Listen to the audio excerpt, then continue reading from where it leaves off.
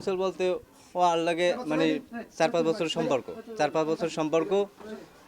ও আমার সাথে আসবে, আমি বলছি আমি হিন্দু, তুই যদি হিন্দু হইতে পারো তাহলে আসিস, ঠিক আছে।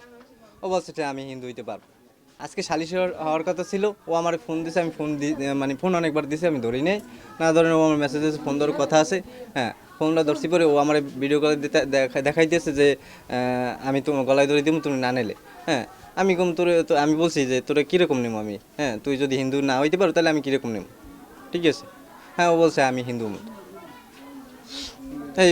এইপর আমার বাসায় উঠছে। আচ্ছা,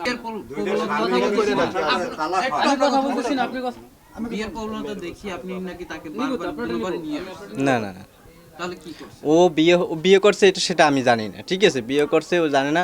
ও আমার পরে ফোন দিয়েছে, হ্যাঁ আমার বিয়ে হয়েছে। আমি বলছি তো বেশ ভালো, তোর বিয়ে হয়েছে, থাক, ঠিক আছে। পরে আমি চাকরি করতাম ঢাকায়, আমি ঢাকায় ছিলাম, ঢাকায় ছুটিতে আসছি পুজোর ছুটিতে। পরে শুনি ও নাকি পালাই গেছে। এখন কোথায় পালাই গেছে সেটা তো আমি জানি না। অনেক বারবার বলছি যে আমি কিন্তু হিন্দু।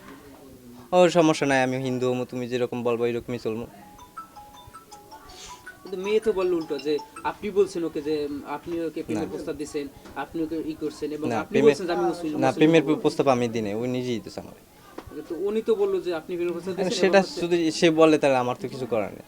এবং ও সে বললো নিজেই যে বলছে। আপনি মুসলিম হবেন সেই ধরনের কথা না বললো। না, তো ও এইটা কেন বলে? ও হিন্দু বলছে, ও হিন্দু বলছে। ও হিন্দু না বললে কেন আসলো আমার বাসায়? না, এখন পর্যন্ত মানে ওইরকম হয় নাই, মানে সালিশি ব্যবস্থা ওইরকম হয় না।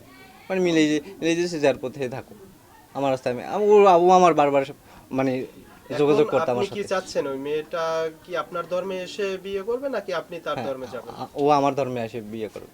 আর সে যদি ধর্ম পরিবর্তন না করে তাহলে? তাহলে আইনত ব্যবস্থা যেটা হয় আমার সেটা দিই।